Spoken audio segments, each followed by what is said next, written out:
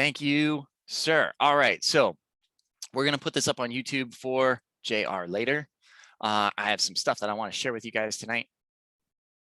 First things first, might as well just plug this again. This is the digital demos happening this Friday in this very Zoom room. Please invite your first year friends to come along. And if you guys have some questions, we are not going to leave tonight without me getting some questions from you guys. So in case you can't come on Friday, I will ask the questions for you. Representation matters. Okay. Now I am going to, here, how are we going to do this? We're going to pin that guy. His name is Andrew. There we go. We're going to put him in the corner and we're recording it. Okay. So that's happening this Friday. This is an absolute mess.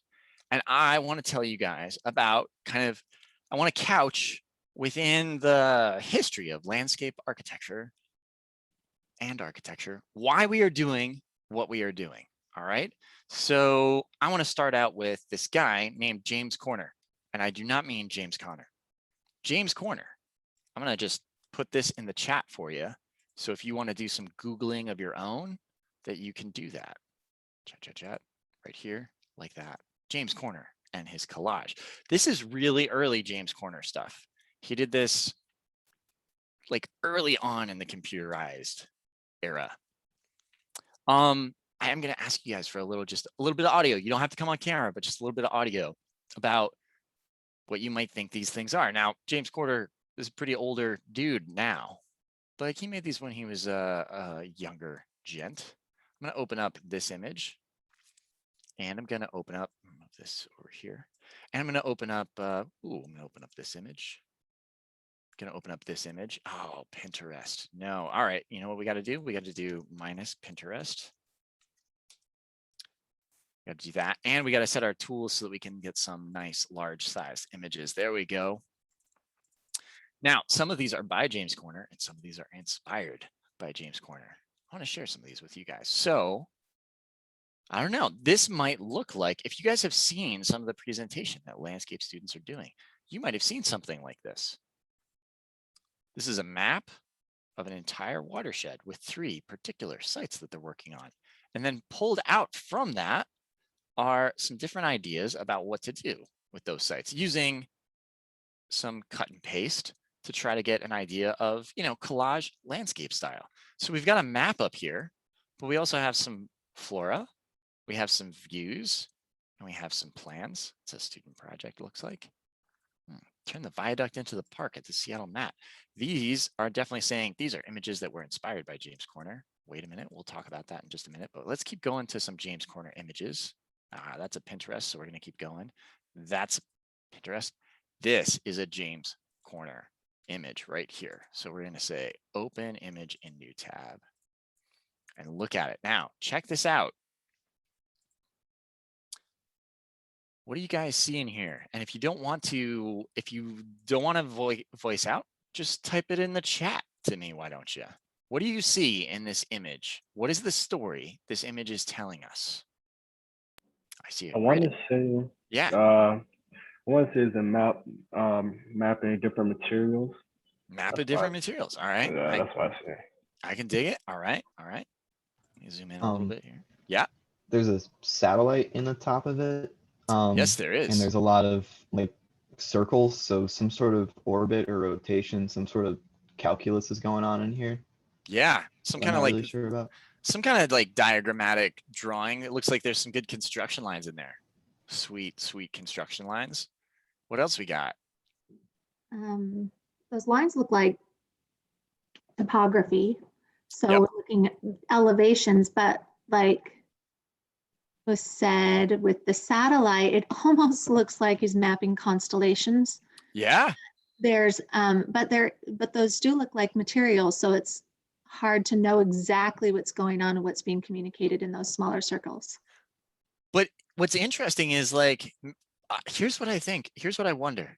Do you guys think that perhaps he wanted it to have that dual reading? So it seems like it's materials. It seems like it's a map of orbit. It seems like it's a map of places and images of specific things.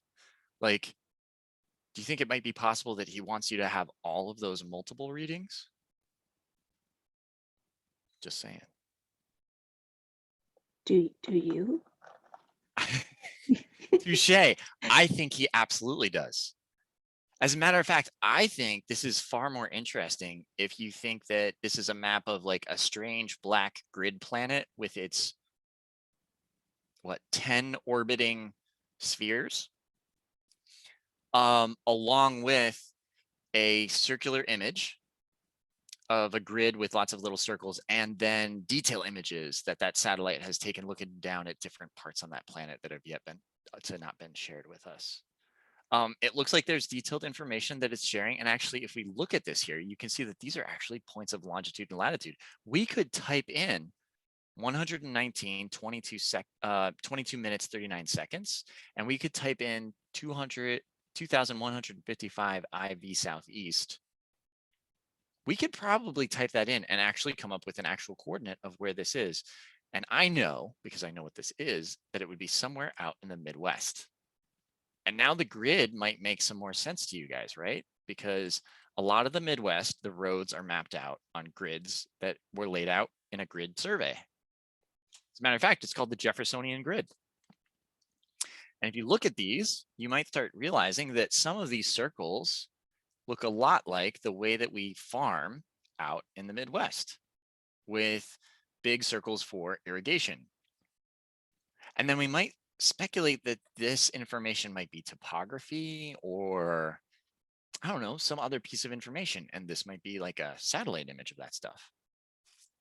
Perhaps, but it also might be a fantastic story of a moon-based planet of grid-like farms from a galaxy far, far away.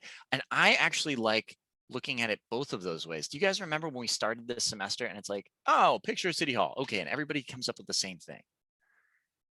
And then we do South Philly, right? And everybody comes up with Geno's.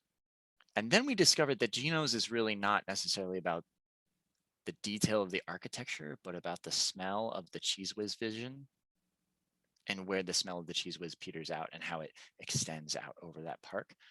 That's called multiple readings. That's called engaging with your viewer. One of the terms that that artists and designers used is an active viewer in terms of art, or an active user in terms of design. An active user means that you're inviting them to kind of come in. You're inviting them to be part of the space, to actively give a version of their story of why that space is there. So for example, let me give you an example of in artwork, a non-active user. So a non-active user, you go to the museum and the paintings go from early history to late history, and you just walk on the line through the museum in the way that you're supposed to go, right? And it's set up in a very specific way. Okay, well, you can just kind of like, you can kind of lean back like you're on the Chocolate World ride at Hershey, and you can just watch the story of chocolate. That's not bad. That allows you to kind of hear the story of chocolate, right? I love doing that at Hershey Park. But it's a little bit more fun if you're like, hey, here's a bunch of different things that are going on, and you can connect the dots. How do you connect the dots? So if, for example, if we go to Hershey Park with my sister-in-law, who's way younger than me and loves roller coasters, we are just doing roller coasters at Hershey Park all day. Okay. If we're going with me, who gets seasick, we are not doing roller coasters all day. However, I do like doing roller coasters when people besides me really love doing roller coasters. So if we're going to Hershey Park, guys, we're eating a lot of chocolate. Like, we are sampling chocolate. And this is the important thing about sampling chocolate, is like, you got to pace yourself so you can maximize the chocolate having of the day, right? So here's the active user. The active user is, I'm going to plan out my chocolate stations for the day. The active user is, I'm going to plan out to go, I want to go on Great Bear 3 times because that line is always short, right? And then I want to do the super duper double looper because you have to, it's a classic and you have to ride that. But the line gets really long because there's a lot of food there. So the line gets long right before lunch. So you want to go like either right before lunch or like around 3 o'clock. So then you plan that out, and that's kind of got like Great Bear. So you plan that out, and then you want to do the lightning racers, you know, because that's just a lot of fun. But if you run to the park, if you kind of like fast walk in, you can get to Lightning Racers before everybody. So you can actually get 2 rides in. And if the line is too long, then you go on the mousetrap race. If you guys have been to Hershey, you know what I'm talking about here, right? This is not my view of how you experience Hershey. This is my sister-in-law's view. That's called an active viewer, right? She's telling her own story, kind of choose your own adventure. James Corner right here is carefully laying out some visual cues. It's obvious that he's doing it on purpose. Jack says constellation. Christina says materials. Andrew says map, right? We say space, we say Midwest, and we can start to construct our own story here. It's even better than saying this, then this, then this, then this, right? It's like saying, rather than saying, Andrew was a weird professor that lived in North Philadelphia, right? You know everything about it. But if you say it was a dark and stormy night, I've set it up for you. And you're like, is it going to be Frankenrow House? It was a dark and stormy night.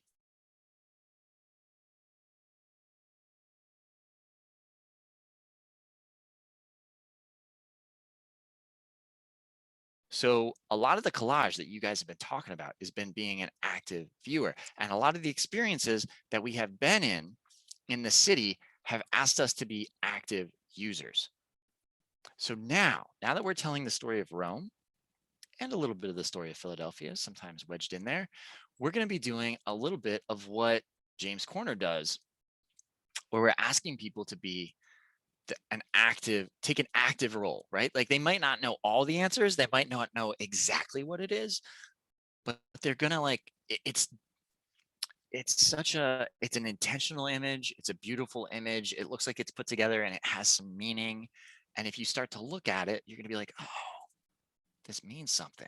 So check it out. I'm going to open this in a new tab. And actually, I'm going to put this as a link. It's called But Does It Float? It's a blog. I'm going to put this link. Again, it's called butdoesitfloat.com. And this is their information on James Corner. They have these great images. They're really high quality, and you can open image in new tab. And you can open these images and view them in kind of really high definition. So as you look at this, okay, what do you guys see in this one? Now, James Corner is, he's right. He's up to trying to play with your imagination. You know that already. You might not know, but I'm going to tell you that he's a famous landscape designer. And he's notable in part because of this approach that he has to telling stories visually. And he does these not just for you, he does these for himself. He does these to try to map out the things that he thinks are important, but present them to himself in new ways so that he can see and design in new ways. So what do you guys see here? It looks like a topographical map. Yeah, totally. And then these sort of the colored areas are highlighted. And I'm not totally sure on why, but Okay. that was my initial observation. Okay. All right. Anybody else see something in here? I feel like it's a mountain range or a system of underwater volcanoes or something like that. Nice. Like the hot shield thing, Yeah. Okay. Yeah. All right. All right. I like these stories. All right. What else do you guys got? Anybody see something that's maybe not design related? Like, when you go out and you see like faces in clouds, anybody see like an animal or a shape or a face or I feel like this is a really strangely shaped bunny. I feel like this is also a really strangely shaped bunny and they're running away from stuff. I'm glad I'm not the only one who saw that because I thought it was going crazy. There you go, Antonio. You and me and the bunnies. Sounds good. All right. So this is a map. Go ahead. Go ahead. I sort of saw both feathers. Yeah. Yeah. And sort of wispy smoke in the wind. Ooh, nice. I like it. I like it. It also looks like, when you have like oil and vinegar, like when you kind of shake it up and the way that it looks as you look through the bottle, as you're looking at it.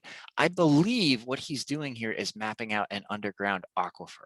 I think that's what it is. Christina, you'll have to check in with Kim and get the right answer. Interestingly enough, I am not super interested tonight in knowing what the right answer behind these are. I've actually specifically never looked up exactly what these are because for me, I find them useful in my productive ambiguity of what these things are, right? I think making them a little strange is what's helpful. Let's go down here.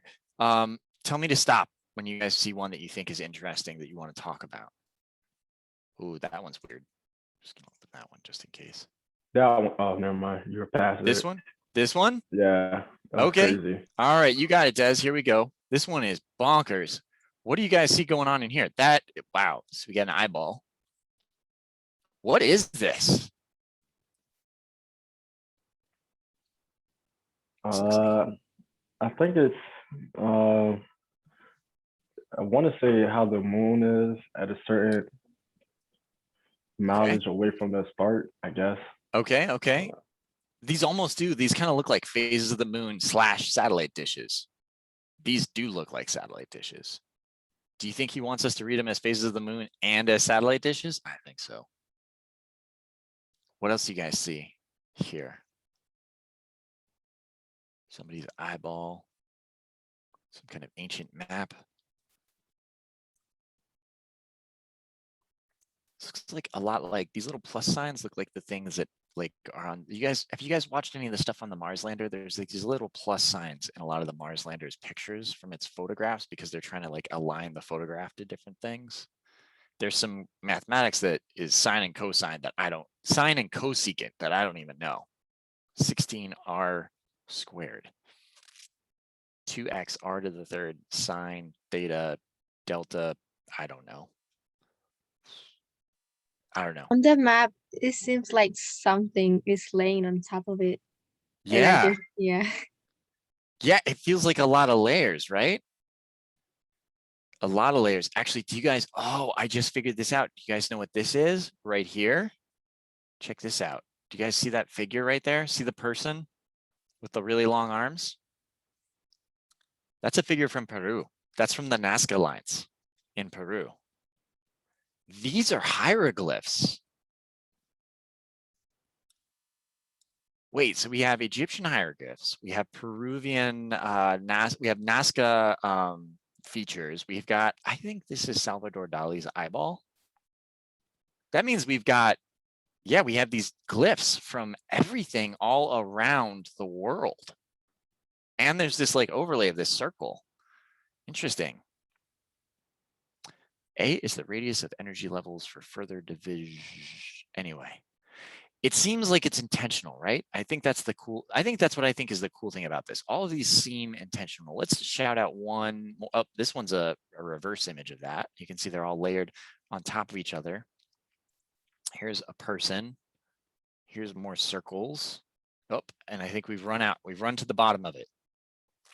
This is all part of a part of another feed called SOX, and I don't know why it's called SOX, but it's a acronym for something about architecture and visualization, and I find myself there frequently.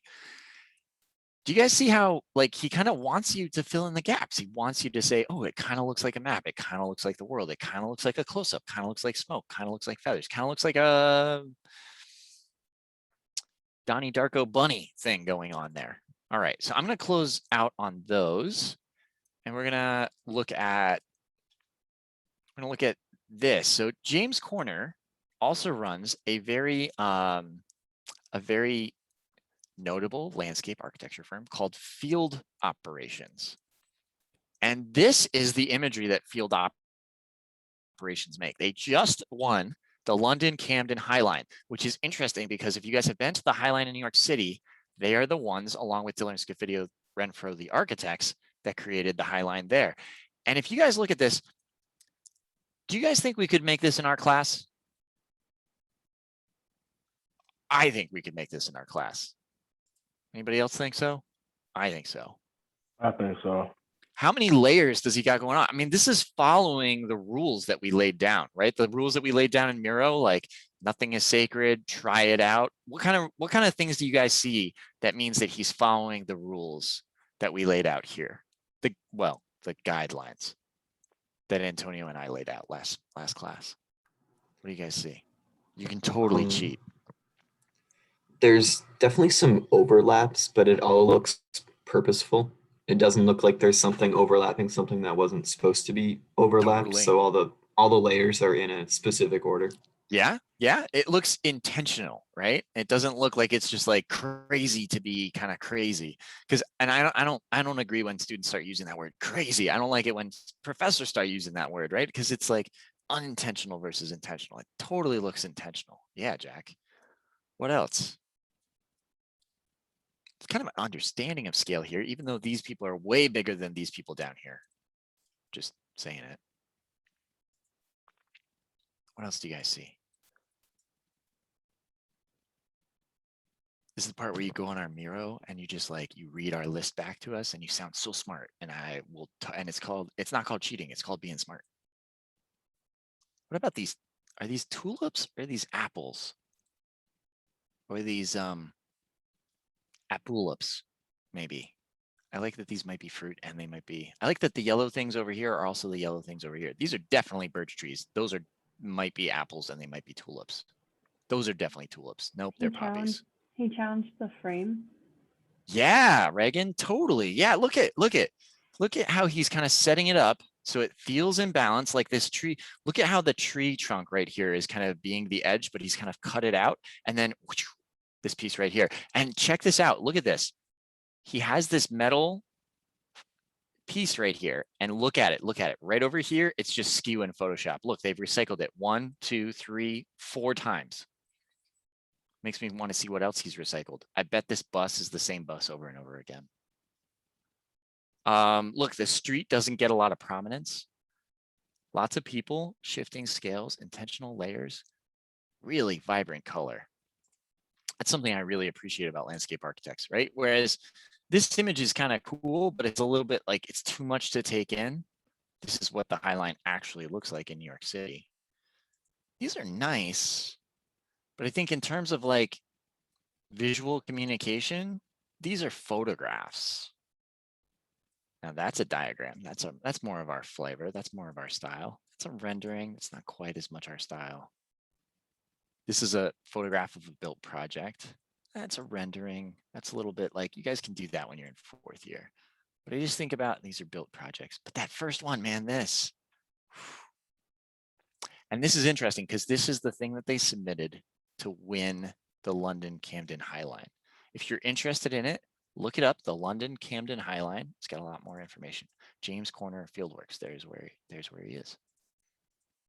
The other thing I like about James Corner is he has a really diverse practice and a diverse in terms of projects and where they are and where they're happening. Okay, I want to show you guys another one.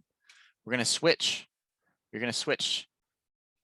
This lady is not a designer. Her name is Julie Maretu.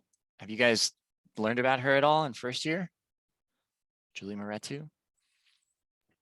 She is Ethiopian American and I believe British. And she worked like this. So here's what we're going to do. And she does work like this. I wanted you guys to say, what is it that you think you see in this image of Julie Maretu? I'm gonna open this image in a new tab and see if we can see it bigger. Yeah, there we go. What do you guys see here?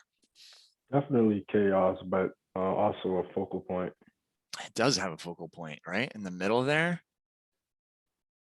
She uses paint. She uses bits of colored paper, ribbon. She uses ink, stickers, ribbon. She uses I've gotten to see these in person. These are huge. They're about 20 feet wide. They're massive. What does this look like to you guys? Kind of looks like a city, like the lines of these streets and like Yeah, blobs are like buildings. yeah, sure. I see a brain. With brain, past okay. memories and just experiences. You know what's kind of deep, guys, is that you could say that the city and a brain are very much the same thing. It's kind of deep right there. It's like the brain is past memories. The city has past memories. Ooh, we could mine that for a while.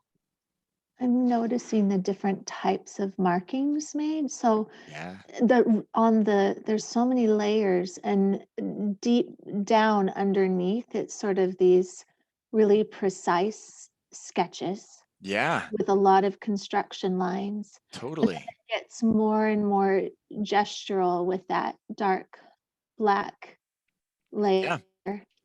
And you know And what then some of them are for sure digital and some are by hand.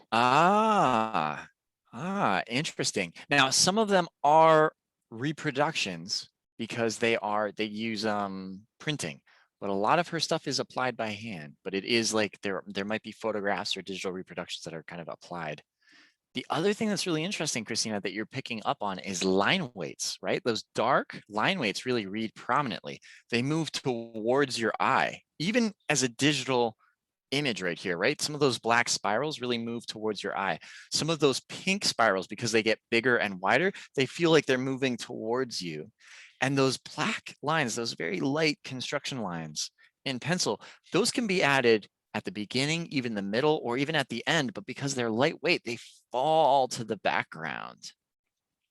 And the drawing is so much richer because of all of those line weights, the thick, the dark, the smudge, the lighter and the darker shades, the ribbons and the energy that's going on in those. Those are some pretty sweet splines if we were to talk about it in an AutoCAD type of a way. Let's look at another one of her works. Let me see here. Ooh. Let's open this in a new tab. Let's go down here to some of her other work. Let's open this one in a new tab. Here we go. So this one's very different. I mean, you can still see that it's her, right? It's the artist. It's her bringing her voice. It's her style. What do you guys see in this? If the other one was a city, is this also a city or is this something different?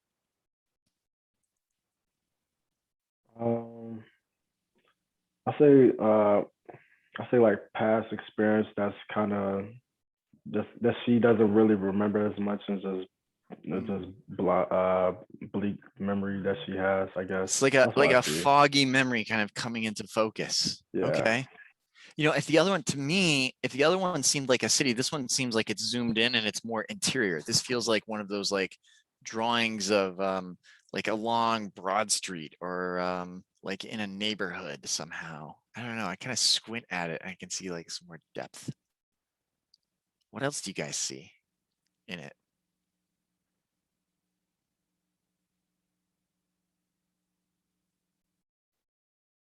Who thinks it's just weird and they're not sure if they see anything? It's just a mess of stuff, Andrew. What are you talking about? So that's valid reading too. That's totally a valid reading. You don't have to dig this. Does anybody not like this? That would be, we could talk about why it's like meh. I wouldn't say I dislike it, but It's not your I'm a thing. little. Yeah, All right, bring it. I bring like it, all Jack. the. You know, I do like it when there's a million things going on at once, but We do know that. yeah, but I like it when I can sort of make sense of it, sort of look at different parts of it. And Yeah. just personally, that it just kind of looks like someone threw a thousand like DWG files together and just layered them all the same. Right. It's a lot of energy. It doesn't quite have the control that the corner stuff did. Let me see. Let me back up a little bit. Let's go back. Let's do Julie Maret. And let's do images and we'll do minus Pinterest because we don't want that. And then we'll do images, tools, size, large. Let's see if we can get a bigger one. Well, let's look at this one with people for scale. Let's look at this one because it's nice and large. And then let's see if we can get, man, I wish we could do the ones where it used to say like you could get like, 2 GB sized image. Let's try to get a bigger image to see if we can zoom in. And let's get one with her too. Okay, here we go. Let's see what we got here. So this one on Twitter. Oh, and this is her Twitter feed. Great. Let's see if we can find this. Open image in new tab. There we go. So now you guys can see that's that same image, Jack, that you were talking about. Now, Jack, what if you could get as close as this guy holding the painting? Do you think it would be a little like you could just focus on one area of the painting? Would that make it a little bit better? Or does it still feel like just too much going on? I think I'd have to be there to tell you for sure, Yeah. but Sure, I can appreciate that. or maybe if it was just like 50,000 pixels by 30,000 pixels, and I could just zoom in and look Zoom at all in. the little I parts. agree. I agree. Here, let's do it. Let's do this. Let's do this. Let's do a little bit of editing, and we'll just we'll kind of block out an area, and we'll just look at like this. Actually, let's block it out all the way.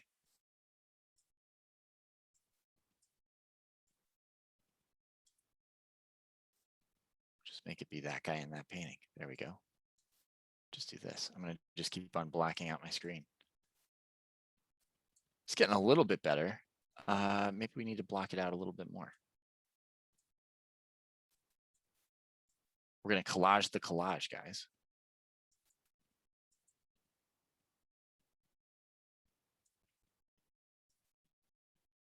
I don't know, Jack. I'm not sure. It is. You're right. It's still pretty busy. Still pretty busy. But watch what I do when I clear it all off. Boom. Wow. Okay. Let's check out some more of these. Let's check out some more of these biggins.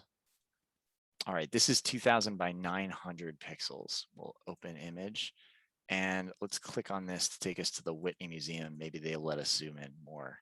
Oh, this is a view that plays. Now, I don't know. Is it moving for you guys? Is the video quality poor for you guys? Or are you getting good, okay video quality? There she is talking about it. Here, I'm going to share this in the chat just in case you want to go back later and hear her explain it in her own words.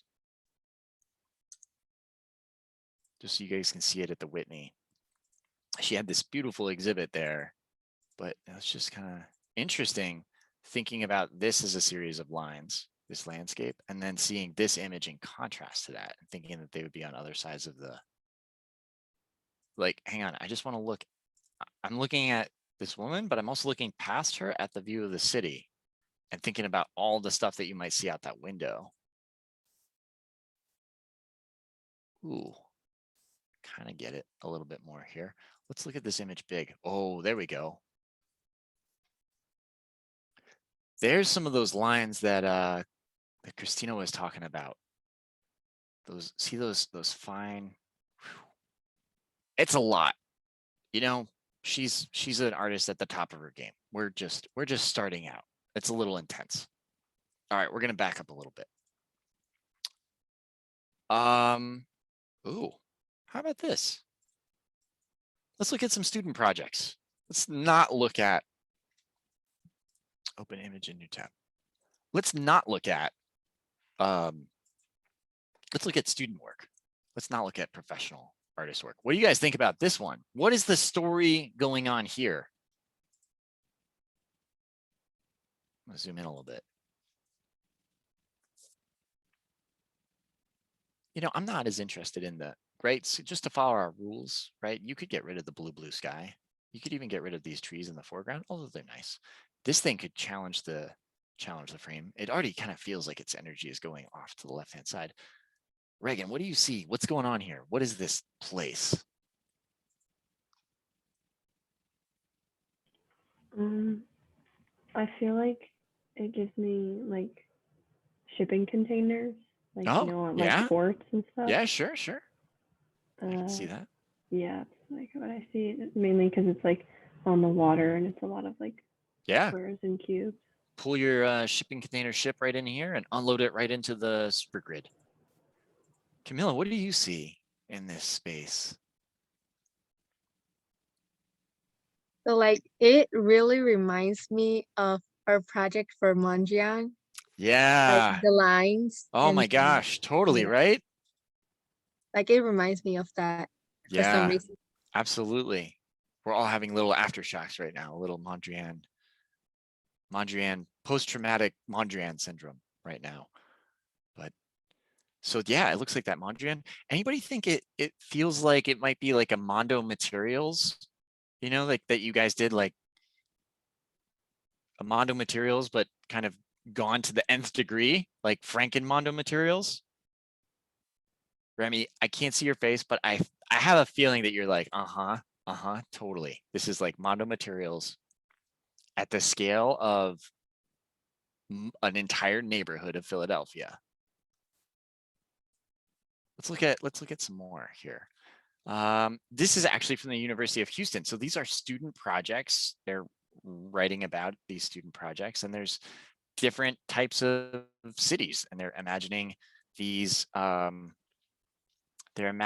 cities with a purpose, but they're talking about them as if they're kind of made up. So check this out, very Mondrian-like.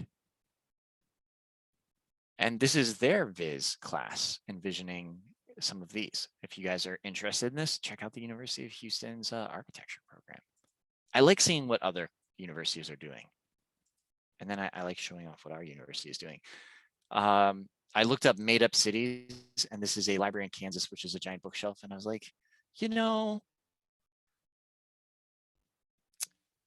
it's not an ugly parking garage, but us architects, we can do better. We can do better. We can tell more interesting stories. This one is called City Portraits. This is from the Architectural Review. I'm gonna send this to you guys. This is from the Architectural Review, which is a newspaper about architecture, but it's also about like things besides just like being nerdy architects. So for example, check this out. This picture is from São Paulo and Brasilia. I love this one. This is dry flowers from the Cerrado. Let's open up this. These are just like, I love these, the future of Dublin. The rain god's green, dark as an interior image. True grit. Seoul. So London, Croydon, Milton Keynes. Los Angeles, then and now. Form follows finance. Let's open up that. Let's just look at these. So I'm not interested in reading this, but let's say by exploiting the legal loopholes to target the super rich, developers are ravaging New York and its people. And then here's an image. So guys, tell me how the subplot of this story and this building are connected. Can somebody say like, how is its form follows finance? So obviously there's one star of the show here. It's this really tall building in the middle. You guys think, is this image been photoshopped or is this real? What do you guys think? And we might tell a false story here. There's no right answer. You guys can make up the story. All right. I'm intentionally not giving you the whole story. I'm just going to give you this little like teaser and this image right here. I'm just gonna say Photoshop. Photoshop. All right. I actually don't know if it's Photoshop or it's real. I do know this building is a real project. I know it's open, but the date of this project, I think this is the Photoshop. I had a friend that worked on the Photoshop of this.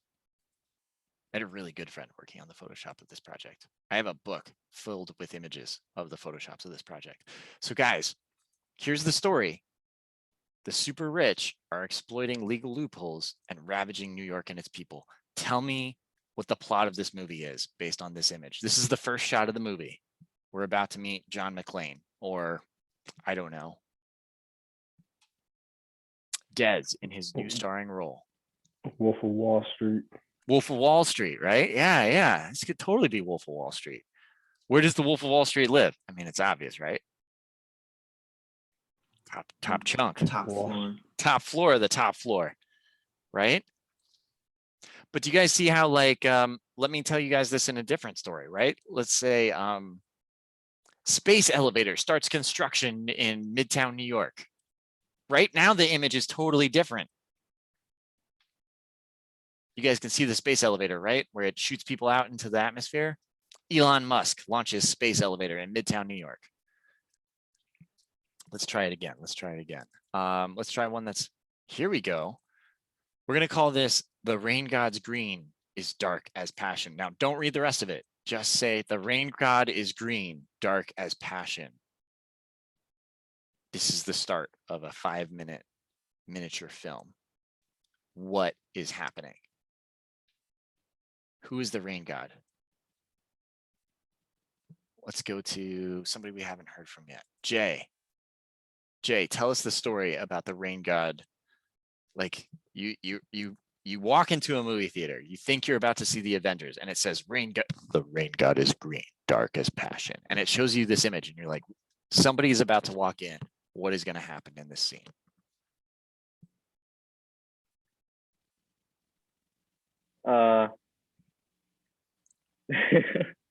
The rain god comes down from the sky like the Lorax. All right. and- Lean into it, man. I don't have the imagination for this. Sure you do. 5-year-old Jay would be like, Andrew, I'm going to tell you a story about the rain god right now. It's going to be like, and the rain god loves orange juice. Okay. He comes down from the sky and he loves orange juice. All right. Sits down. And he's like, Jay, bring me your highest quality orange juice, but don't rush it. You know, and then I don't know, who plays the waiter in this story? Who plays the rain god in this story? Let's cast this action, right? So the rain god sits down in this. Where do you guys feel like this cafe is? Where is it in the world? Seattle. Seattle? Okay. All right. So we're in Seattle. Jack, what was the name of that game that you sent me? I'm forgetting. Oh, GeoGuessr. Yeah. Do you know that somebody just got the maximum, 3 people just got the maximum amount of points ever possible in that game? They guessed without moving. And there's this guy on YouTube that does that. Yes, there's a new challenge, which is can you guess without even moving the camera? Like up, down, or sideways? I've done it with like moving around, but it took me like 2 hours. So that's pretty impressive. It's really, really hard. All right. So let's say this is in Seattle. The rain god is in Seattle. And we can see why he said Seattle, right? Because Seattle's rainy, the rain god, we get this. All right. So is the rain god actually a god of rain, or is it a nickname for somebody? Who is playing the rain god? This is totally ridiculous right now, but do you guys see how we're building this story together? We already know we're in Seattle, where it rains a lot. The rain god loves orange juice. Nicholas, what do you got for me? Danny DeVito. Danny DeVito is the rain god. Oh man, see, like this is already getting better. All right, so Danny DeVito comes in. He's the rain god. You can see the rain glistening off of his forehead, and he's like, "Give me an orange juice." And after he says an orange juice, and so who is the waiter? Who's the wait staff that brings him the orange juice? See, whenever you're stuck, all you got to do is say Morgan Freeman. Mr. DeVito, this is your orange juice. That's all you got to do. March of the Penguins. All right, let's do a new one. Let's do a new one. All right. We're telling stories. All right. This one is called The Future of Dublin. Oh, this is you have read the limit of your free access. Dang it. Oh, man. Architectural review. You were being so helpful. Oh, here we go. Okay. Guys, this is called Dry Flowers from the Cerrado. Here's the image that we've got. Open image in new tab. Right here. Dry flowers from the Cerrado. I think this is related to the rain god. Right? Yeah. It is. Let's say that this is related to the rain god. This is related to the rain god, and it's related to, and the rain god has a relationship with the rabbits of the Midwest. What is this? Dry flowers from the Cerrado. Cerrado in Spanish is closed. Is that correct? Or is that spelled incorrectly? It's correct, right? Dried flowers from the closure. What do you guys see here? That is a weird building. There's somebody riding on the end of a crane. Is that the sidekick of the rain god? What is that? Guys, think about to when we did these plans. Think about your younger siblings and cousins and friends. Think about the younger you when your imagination ran free and you were like, remember before they told you what Harry Potter looked like and you were like, Harry Potter looks like my brother. Think about like your favorite fictional story or your bedtime story that you went to sleep, because that imagination is still there. You're still that person.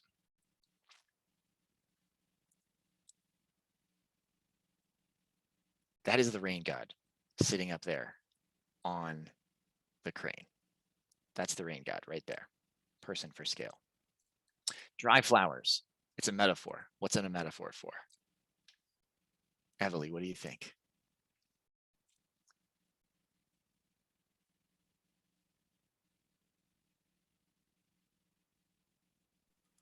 Can you repeat that again? You were at. Yeah. Metaphor?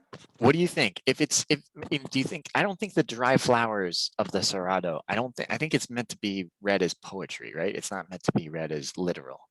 So it's a metaphor. What is the dry flower here?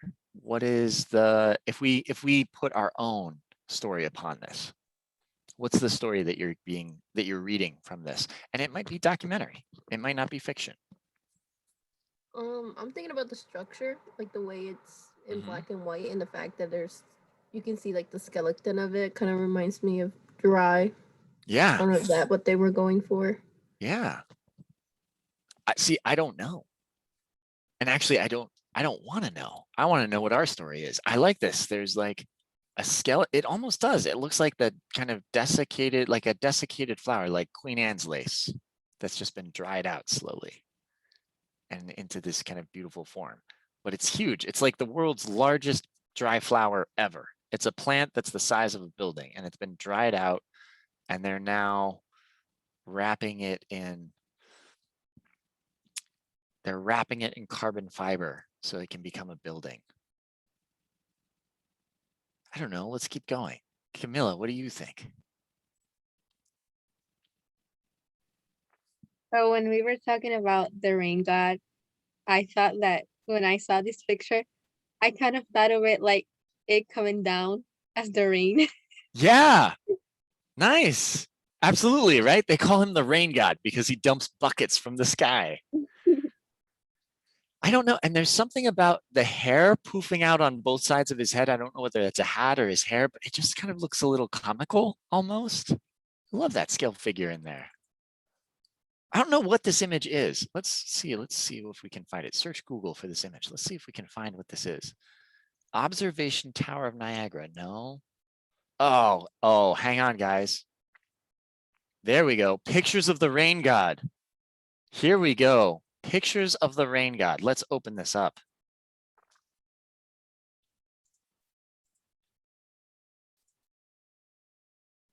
Tell me who the rain god is here. The rain god has many faces. Tell me what the rain god is doing in this image. Antonio.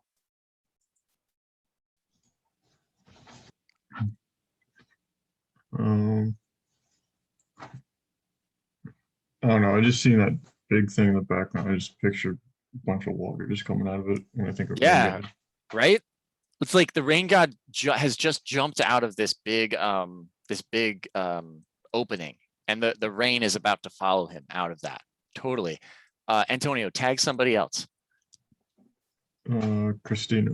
Christina. All right, Christina, if you're with us, what is the rain god doing in this after he called the water from the big massive spout? What is the rain god doing here? Taming it. He's aiming the rain. Taming, like Taming the rain. Taming the rain. directing it. I love it. I love it. He's taming the rain. Okay. Tag somebody else. Let's see. Who just talked? Is Joseph here? Joseph is here. Joseph, the rain god is taming the rain. What is happening in this image? Is it the rain god or is it people watching the rain god? What is going on in this image? It is people watching rain god because it's like the point of view is focused up. Ah, okay. All right. All right. So as the rain god performs his ritual to tame the rain, spectators, I don't know, priests of the rain, priests of the water are looking on. Man, funky. All right, let's get one more image. Joseph, pick somebody. Ooh, pick somebody. Has Camilla gone yet? Camilla has gone. Oh. What about Christina? Christina has gone.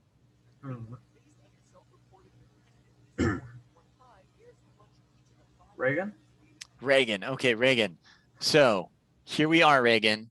Now, Reagan, the rules are we got to take the images as they come. So this image is oriented in this direction. Reagan, this is the final moment of our story. From this view, it looks like he's like, I know like from this view, it looks like he's diving, but I kind of see that he's like using the water and he's gonna bring it up and then like crash it back down. Nice, right? Do you guys see how that like, do you guys feel how like the imagination muscle, at first it feels weird to be exercising it, but it's kind of fun. Like as we start to build the story, it becomes easier to fill out the story. This is kind of what we're going to be doing today. You guys have actually been building the mythology of the story of Philadelphia and Rome this entire time. I love this. I love this rain god. This is not where I thought we would go, but it's where we are. And now we circle back to dry flowers from the Cerrado. I want to know what it is. Some people are silent or hardly say a word, but in Brasilia, even the walls emit strange sounds. Silence, proper silence exists only in the distance. In the original savanna, the Cerrado. Ah, it's a region in Brazil, in Brasilia. I noticed that the hotel room wallpaper is geometrically patterned like an origami sheet. From the window, I see leafless trees with twisted branches, the brown lawn, the horizon scorched by the September drought, and in the middle of the seared landscape, the Praça dos Três Poderes. People say that Brasilia's new national library opened before it had any books. Is that a metaphor for many politicians' minds or for the times we are in? Oh, what an awesome way of describing a piece of architecture. You know, let's just look up this piece of architecture because it's important. There it is. The Three Powers Plaza, the capital of Brazil. These are all of them. These are all of the pieces here. And it's designed by Oscar Niemeyer and a bunch of other really famous architects. And there's some really interesting, and one of the pieces of his architecture, let's zoom down here. Oh, hang on. First of all, there's this. Hang on. And we're going to look at, I'm going to show you guys one of his masterpieces, which is Oscar Niemeyer. Which is this one right here. So this is the picture of what we were looking at, the Cathedral of Brasilia. This is what we were looking at while it was under construction. I love thinking about it.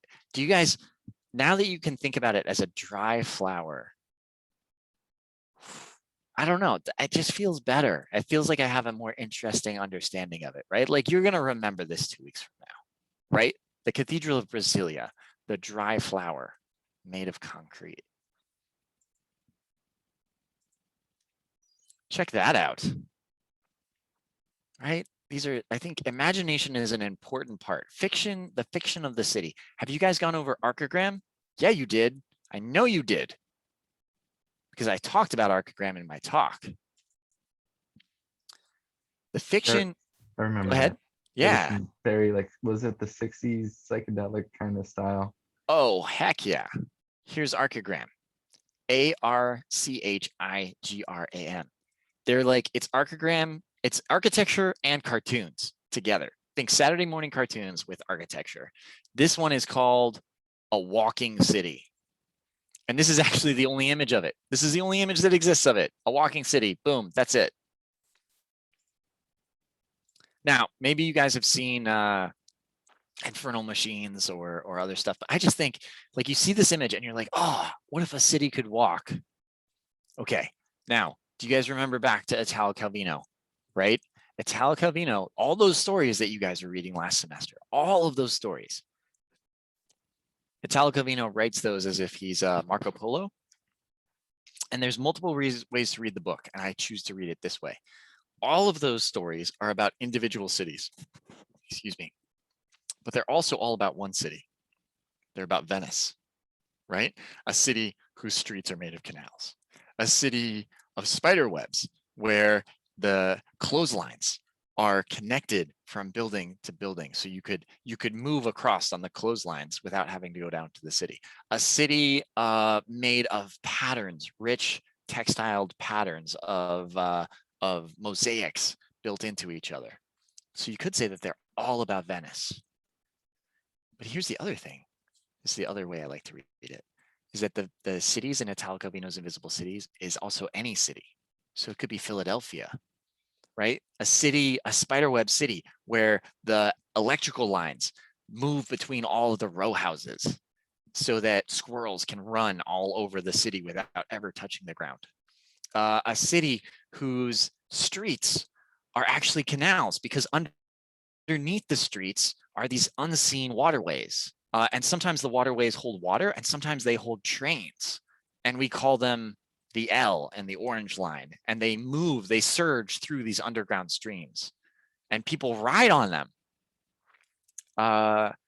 A city made up of mosaics of all of these different types of bricks. These houses that are made of bricks that look like themselves, that look like bricks, that are all fitted together.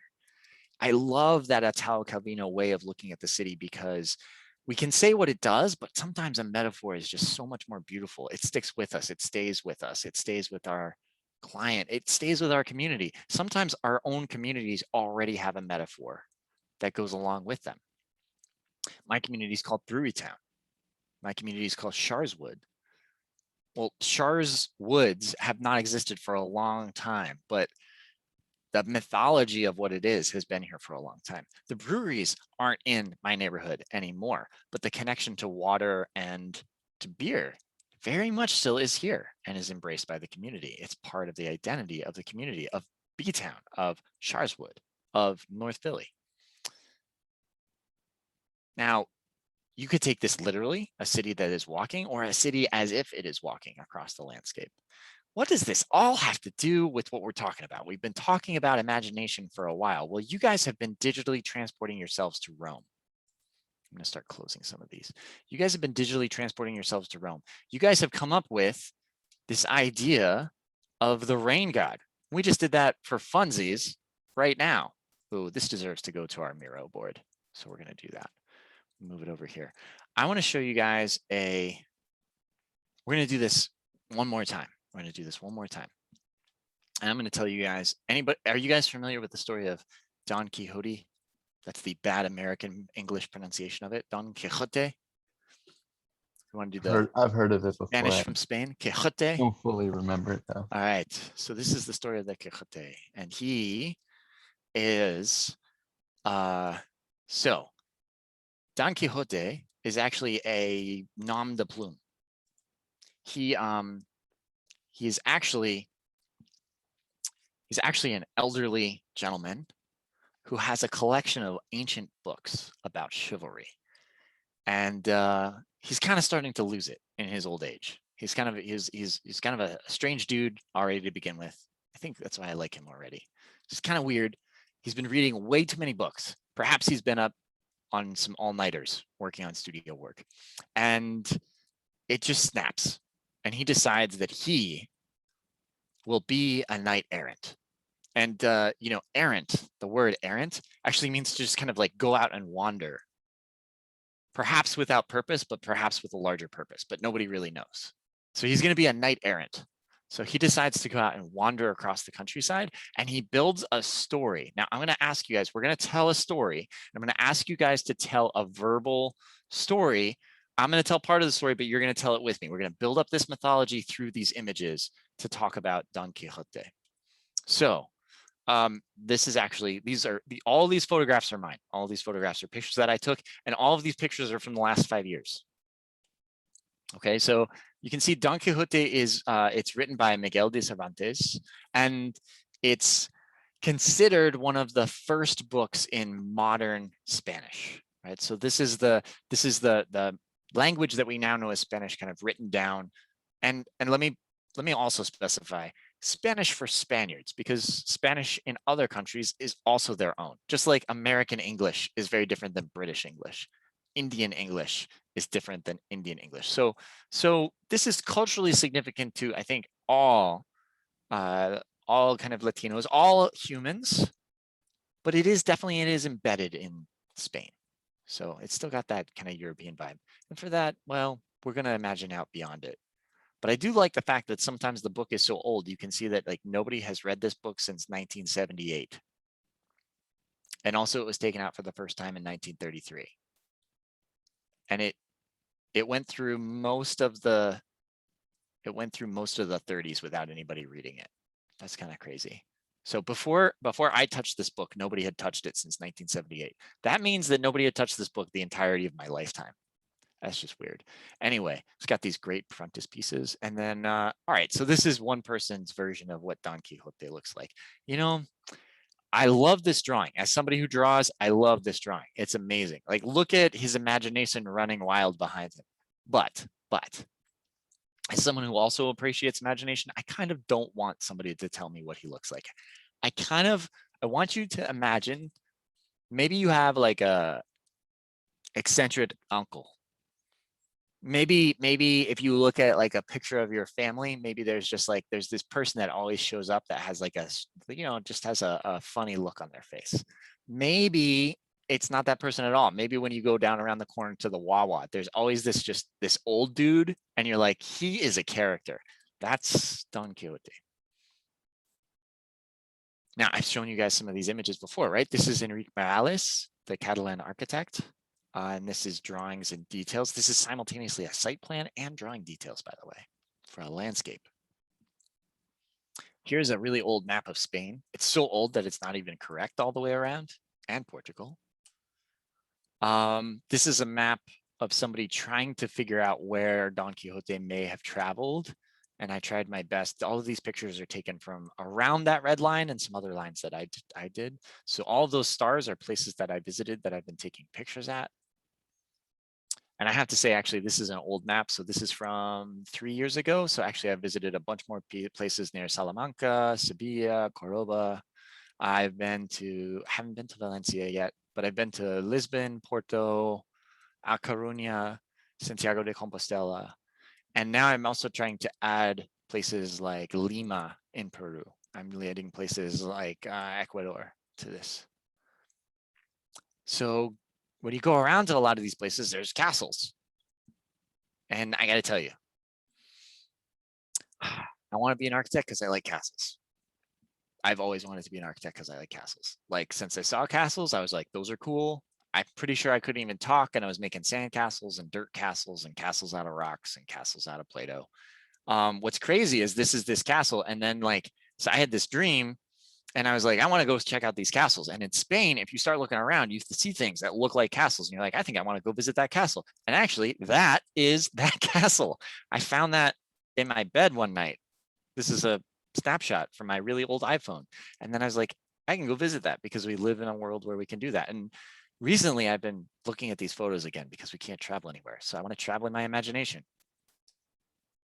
By the way, this is the shadow of me climbing up on a power pole to go take a picture of this, because that right there is a bull, and there's no way that you're allowed in that field because that bull says, no way, dude. Okay, so guys, we're going to go on a fictional journey as if we are, let's call ourselves architect errants. Maybe architects dreaming up stories that shouldn't be, okay? But we're gonna go to Spain. So this is out in the Spanish countryside and in the distance, right? If you know Quixote, there's lots of little stories in Quixote's book. But the most famous one is that he sees these giants out in the landscape, and the giants are marching towards him and he needs to defeat them.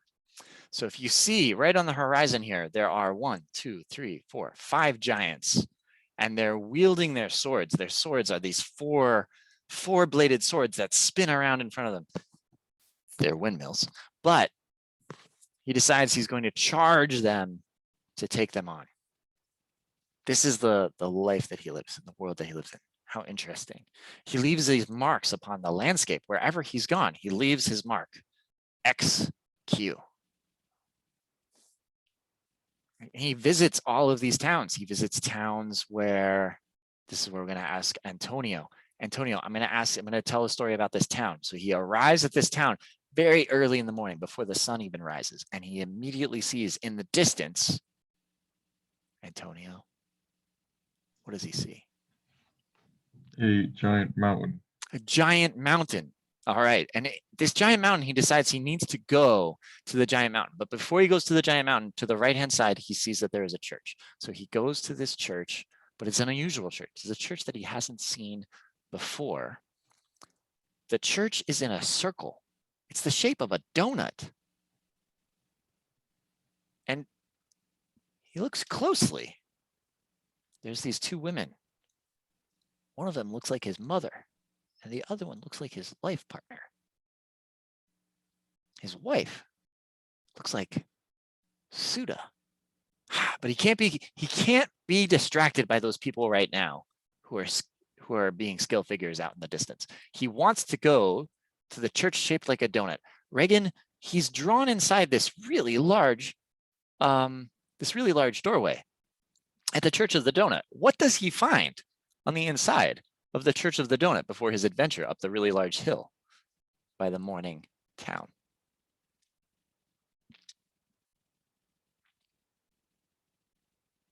Reagan's like, are you kidding me, dude? Really? The Church of the Donut? WTF? Why are you talking to me? What are you asking? So we're at the Church of the Donut. We are Don Quixote, on the trail of Quixote. We have arrived at this town. We have arrived at this town early in the morning. We're about to go to the top of Antonio's mountain. And we go to this church right here. And if you look at the church, can you see how it's a circular, the bottom is circular. It's called the Church of the Donut. And this has this huge old doorway. We're going to go inside. I'm going to ask you what we find inside. As we open this huge doorway, you can hear it creak, right? The old timbers of the door held together with ancient, rusted,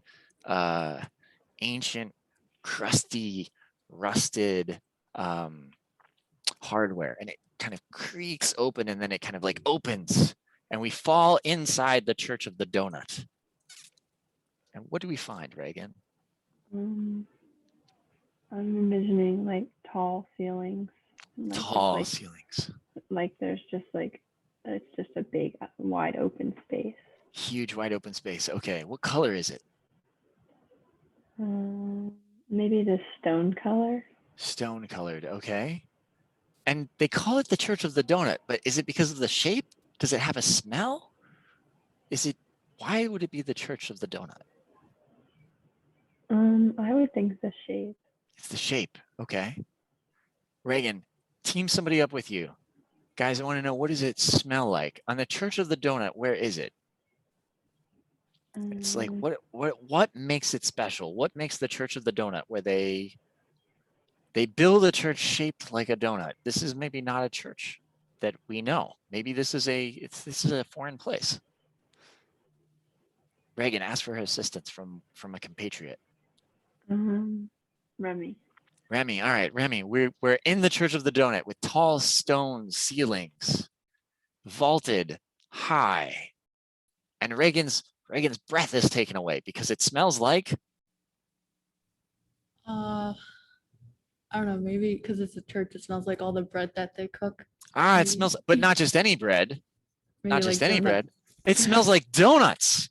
Yeah. My God. We have found the holiest of the whole in the donut. Fascinating. Antonio, we gorge ourselves on donuts. We feel blessed. Remy, the color of the stone. It's if we were to, remember I told you guys have to taste architecture. If we were to taste the Church of the Donut, I don't know. Is it cinnamon sugar? Is it apple cider? I don't know. I would feel like it'd be like a glazy. Like a thing, glaze. taste. Oh man. So it has glazed mosaics made of sugar on the sides. Guys, do you see where we're going with this? Do you see how I'm taking this not too seriously? All right, so now refreshed and feeling blessed from our time at the Church of the Donut, we're venturing out to the mountain. You can see that it's foggy. It's very foggy. We can never see very far ahead of us. When we challenged the giants, when we arrived at the town and we saw through the fog, we saw that mountain. Antonio, we're continuing towards the mountain. And we come upon the mountain. And at the mountain, there's a massive aircraft carrier. that has landed on the top of the mountain. I came up with this idea before they came out with Adventures, where there's an aircraft carrier that flew around. I just want to let you guys know that. So there's an aircraft carrier at the top of the mountain. Des, can you see the aircraft carrier? Tell me what you can see of the aircraft carrier that is wedged on top of the mountain. I see it looks like it's under construction or about to take off, preparing to be taken off. Ah, it's preparing to take off. All right, they're preparing, they're loading up and they're preparing to take off. All right, Des, can you get how else do you know that it's taking off? Can you feel it? Like, is it vibrating the mountain? Is there like a deep rumble? How do you know in your bones that it's about to take off? I just feel like it's so close to the edge. That's probably one way how it takes off. It like glides down the valley or the hill, and then it just takes off like that.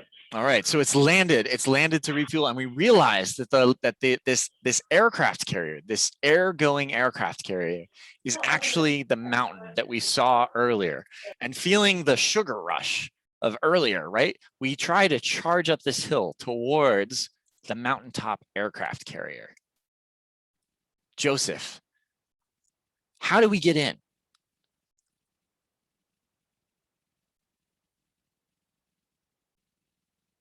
Antonio, help him out.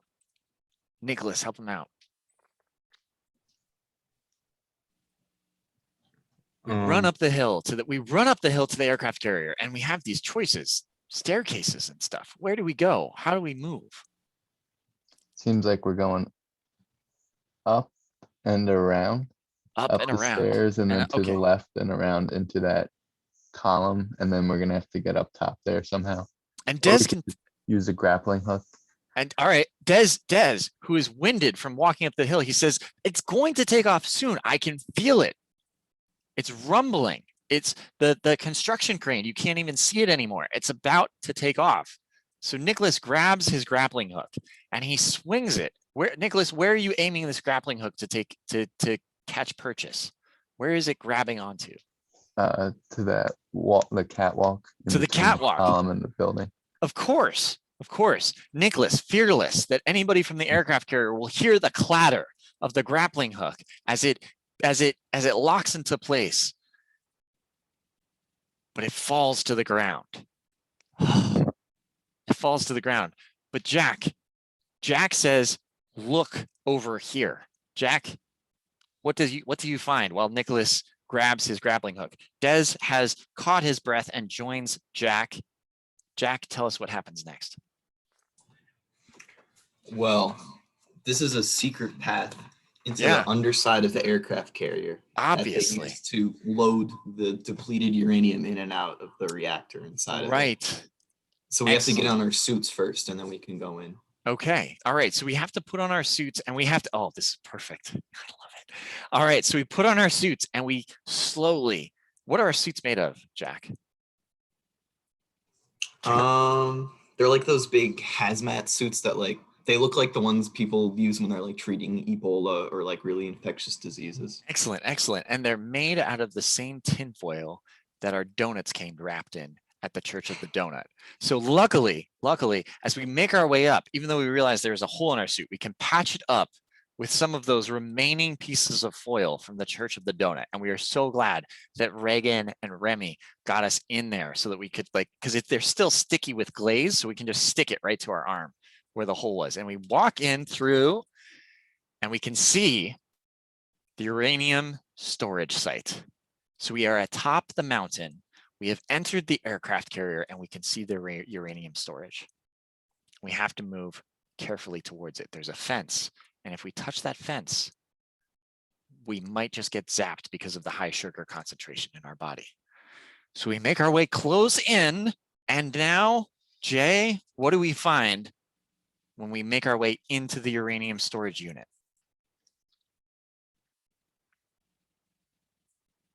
Wait, my internet cut out. Can you say that again? Oh no, Jay, what do we find as we made our way, we put on our protective donut covered glazed aluminum foil suits. We walked up to the top. We carefully made our way towards the uranium storage unit.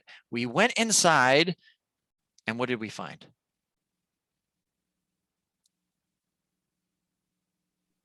What's happening in this space, Jay? A pull-up bar. A pull-up bar. All right, we grab a hold of the pull-up bar and we bring ourselves towards the light. We lift ourselves up and we move towards the light, and we're standing on top of that pull-up bar. Jay, we look into these holes, and what are we seeing? That these holes are actually these holes which we thought had uranium in them. They had uranium, but if you put your hand in there, it's not glowing. There's a powder.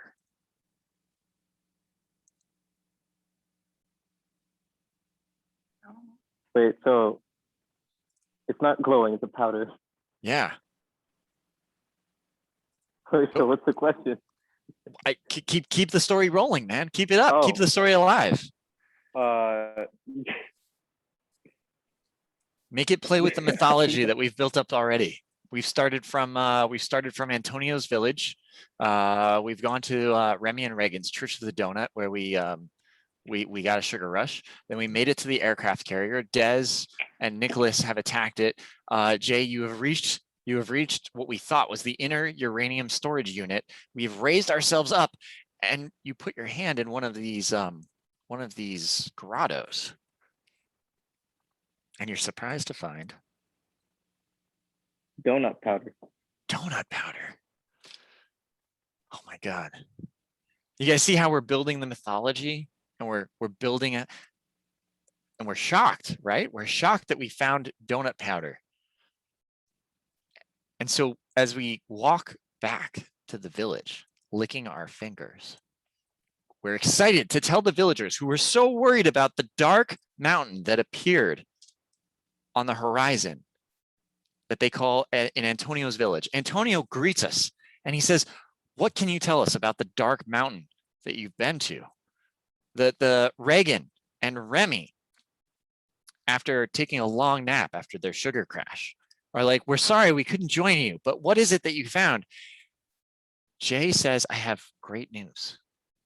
Unlimited donuts await us at the top of the mountain." All right, so guys, this is a totally made up story, right? This is a totally made up story made up of these images, but these images are taken with the idea that they could be fantastical. The objective is that there is no subject. There's just a rich amount of data. And so if you can give some maps, if you can give some intention, like I've taken a lot of these photos, but a lot of these photos, I'm just gonna go through them really carefully here. Like, right? Doesn't this photo just look like it wants to tell you a story? Now, I'm really glad that we're recording this because I've never told the story of the Church of the Donut, and I never will again. You guys made it up, but see how, like, I can tell you guys what this actually is, but I think it's far more interesting to think about what you think it might be. Like, Nicholas, what do you think this might be if we had to start a new story, but we're not going to? But like, what would you do to get us kicked off in this thing here?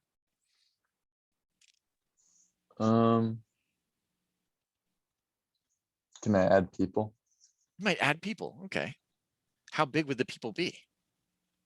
Well, if they were standing in that water, they're about halfway covered, so the depth of okay. the water is about 3 feet. All right. 3 foot deep water. Awesome. Let me see. This is the part where we need Jason. Evely, if you were going to start a story, what would you call this place? What kind of fantastical imagery would you think about?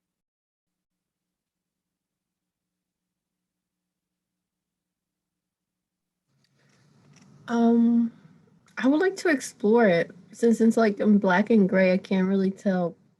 Yeah. What everything is. I'm guessing the part in the middle, the darkest part, is like a water source of some kind. What if it wasn't water? If the darkest part in the middle, give me a secondary reading of it. What would James Corner and Evely say it is? Don't take it literally. Try to follow your spatial imagination.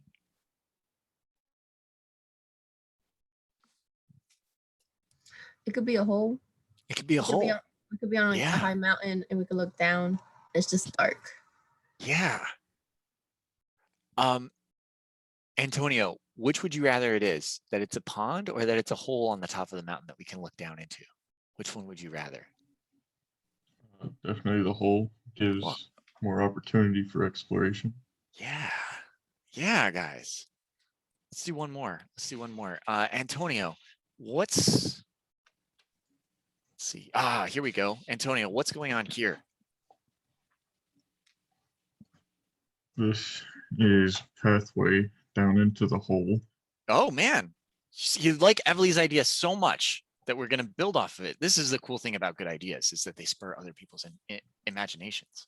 Okay, so if we go down off of this hole, so we've waded up to this hole in the ground. Now we've descended down in on this.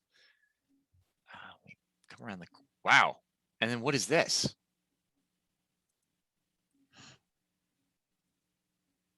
What is this, Antonio? This is a secret underground world that no one Yeah. knew existed under the earth, That you under just the come out ground. onto. Nice, right? Do you guys see how not taking this literally makes it a lot more interesting and opens it to possibility? Can I also tell you guys that like this is an actual visitor center? So Antonio, this is a picture of a bird watching visitor center in the countryside of Spain. And the architects actually wanted to create a bunch of different windows so that you could look out upon the landscape as if you were getting different views upon completely different lands, because the mountains are different colors in different directions. So here's what I think is really interesting, Antonio. Your completely interesting fictional idea about a secretive world is actually not that far away from what the architects were dreaming up. As a matter of fact, this is a staircase down into an ancient Roman water system.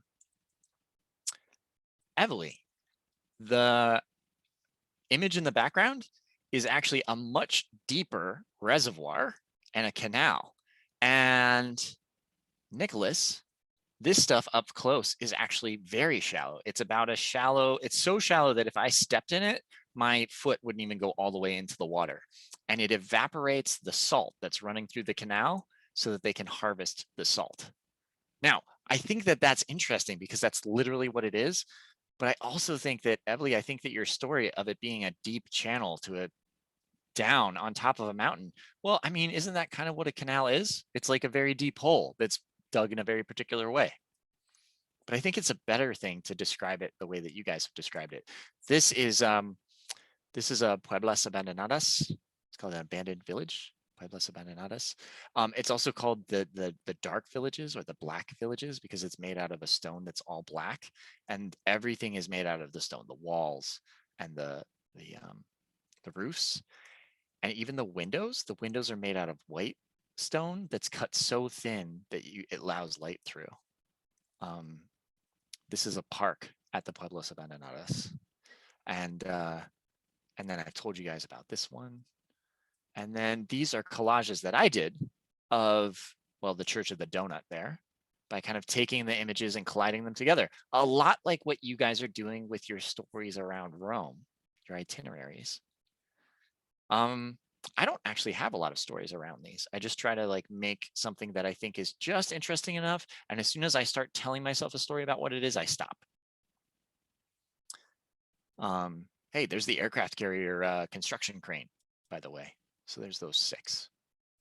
And then these are images that I made that I never was able to finish because I don't really know what they are. But what I want to say is, oh, hang on. Oh, that's the end. Sorry. These are my students looking at me because they're tired and they're done hearing this story. So I'm going to stop there. I'm going to stop my share, go back to your ideas. So here's what we're doing today. For the rest of the 45 minutes that we have, my objective is for you guys, we're not actually going to work necessarily on the visual of what is going on. What we are going to work on is the story of what's going on. So I'm going to move you guys into groups. You guys are going to need to be on Miro, and we're going to come up with not, this is literally St. Peter's Rome. We're not going to come up with, this is literally all of the churches. What we're going to do is we're going to lean into your ideas, into the creations that you guys made and that you have for today, the work that you did following those rules from Andrew and Antonio's example area for everyone in class. All right, and so if you join me in the Miro right now, I'm just going to share my screen really quickly one last time.